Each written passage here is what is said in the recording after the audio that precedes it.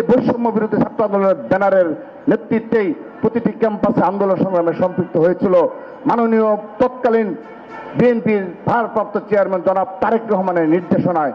তারই ধারাবাহিকতায় আমরা জুলাই পাড়ি দিয়েছি। তারই ধারাবাহিকতায় একটি পর্যায়ে যখন দায়িত্ব বন্টন করা হয়, আমরা বিশেষ করে 14 জুলাইয়ের পর আমরা যখন ভেবে নিলাম 15 জুলাই ছাত্রলীগের এই হামলার পর ক্যাম্পাসে ক্যাম্পাসে আমাদেরকে যে কোনো সময় গ্রেপ্তার করা হবে, তখন তিনি স্কাইপিতে আমাদের ডেকে নির্দেশনা দিলেন, ছাত্রদল কেন্দ্রীয় সংসদের শীর্ষ নেতৃবৃন্দকে নির্দেশনা দিলেন যে তোমরা দায়িত্ব ভাগ করে নাও, তোমাদের কে কোথায় থাকবে আমাকে বলো। তো আমার একটি সুবিধা ছিল, বাংলা কলেজ ছাত্রদলের সংগ্রামী সাধারণ সম্পাদক ফয়সাল এবং মাসুদ রানা ডেমরার সভাপতি,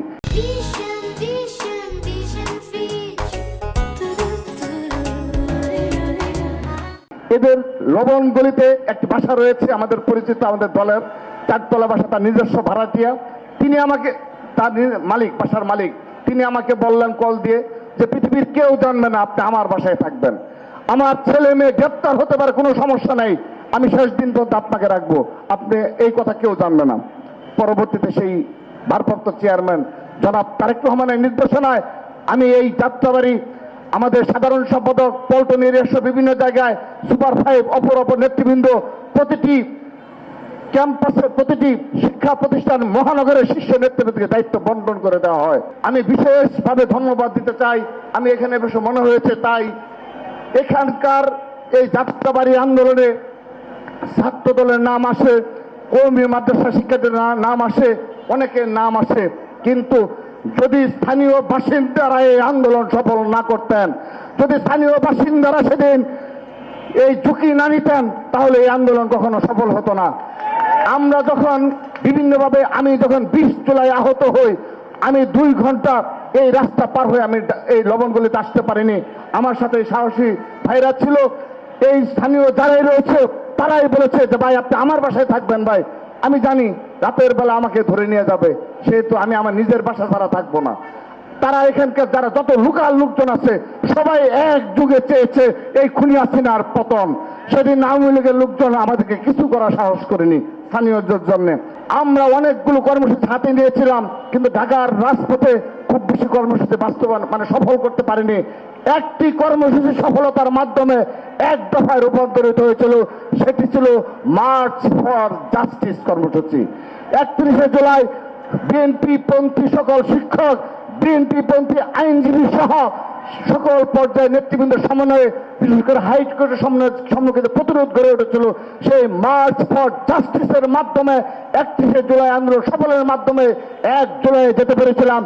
এই মার্চ ফর জাস্টিস কর্মসূচির একক কৃতিত্ব হলো তৎকালীন বিএনপির ভারপ্রাপ্ত চেয়ারম্যান জনাব তারেক রহমানের। সেই মাননীয় তৎকালীন ভারপ্রাপ্ত চেয়ারম্যান জনাব তারেক রহমান, আমরা যেদিন বললাম যে আমাদের যারা সমন্বয়ক রয়েছে তারা চাচ্ছে যে একটি কর্মসূচি এই বিএনপি পন্থী শিক্ষকরা, আইনজীবীরা সফল করে দিবে, তিনি বললেন তোমাদের চিন্তার কোনো প্রয়োজন নেই, তোমরা কর্মসূচি ঘোষণা করে দাও, আমি বলে দিচ্ছি। সেদিন তিনি ঢাকা বিশ্ববিদ্যালয়ের যিনি মাননীয় উপাচার্য, এখন যিনি উবায়েদ স্যার, ভিসি স্যার, তাকে তিনি সাদা দলের আহ্বায়ক ছিলেন। তারপর সেখানে লুৎফর স্যার, মুর্শেদ স্যার সহ সবাইকে সমন্বয় করলেন। তিনি করলেন deputy speaker barrister Kaiser Kamal ভাইকে দায়িত্ব দিলেন, তিনি সব আইনজীবী মাহবুব ভাই, ব্যারিস্টার মাহবুব ভাই সবাই একত্রিত হয়ে সেই জনাব তারেক রহমানের একক নির্দেশনায় সেই মার্চ ফর জাস্টিস কর্মসূচি আমরা হাইকোর্টে এবং ঢাকার বিভিন্ন প্রান্তে সফল করার মাধ্যমে 3 জুলাই 5 আগস্ট এখানে নেমে এসেছে। খুনি হাসিনা এবং পলাতক সন্ত্রাসী ছাত্রলীগের উদ্দেশ্যে এটি বলেই আমি আমার বক্তব্য শেষ করে দিচ্ছি।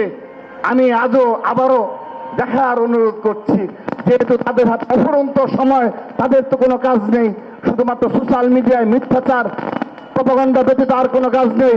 এই দেখুন, আজ আবারও জুলাইয়ে যারা নেতৃত্ব দিয়েছে সকল শক্তি এক এবং ঐক্যবদ্ধ হয়েছে। সেহেতু এই বাংলাদেশে যতদিন খুনি হাসিনার ফাঁসি কার্যকর করা না হবে, যতদিন ছাত্রলীগের সন্ত্রাসীদের বিচার সম্পন্ন করা না হবে, যতদিন অবৈধ এমপি মন্ত্রী এবং যারা হত্যাকাণ্ডে জড়িত তাদের বিচার সম্পন্ন না হবে, ততদিন এই জুলাইকে আমরা এভাবে বাঁচিয়ে রাখবো, এভাবেই আমরা এক এবং ঐক্যবদ্ধভাবে তোমাদের বিচার এই বাংলাদেশে নিশ্চিত করবই। এটি শুধুমাত্র ছাত্র দলের প্রতিজ্ঞা নয়, এটি আজ এই যাত্রাবাড়ি দাঁড়িয়ে বলে গেলাম, তোমাদের বিষয়ে কোনো প্রকার কোনো ছাড় নেই, কেউ ছাড় দেবে না ইনশাআল্লাহ। আমরা জুলাইয়ের শহীদদের রক্তের সাথে কাউকে বেইমানি করতে দেব না। আমরা কাউকে এই জুলাই নিয়ে কোনো প্রকার কোনো ব্যবসা করতে দেব না।